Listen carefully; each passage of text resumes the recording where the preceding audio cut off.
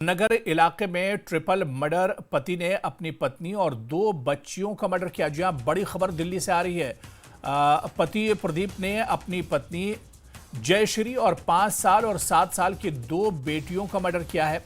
आरोपी पति फरार है। शुरुआती जांच के मुताबिक पत्नी से विवाद रहता था, जिसके चलते यह बड़ा कदम उठाया है। तो दिल्ली के करावल नगर इलाके में ट्रिपल मर्डर हुआ है। तो इस वक्त बड़ी खबर दिल्ली के करावल नगर इलाके से आ रही है, जहां पर ट्रिपल मर्डर हुआ है। पति ने अपनी ही पत्नी और 2 बच्चियों का मर्डर किया है।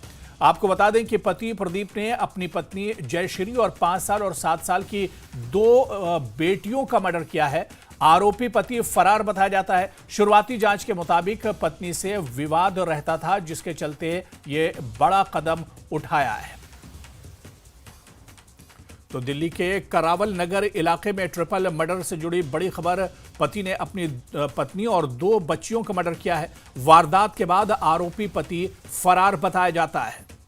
दिल्ली के करावल नगर इलाके में सनसनीखेज वारदात हुई है। पति ने अपनी पत्नी और 2 बच्चियों का मर्डर किया है। वारदात के बाद आरोपी पति फरार बताया जाता है।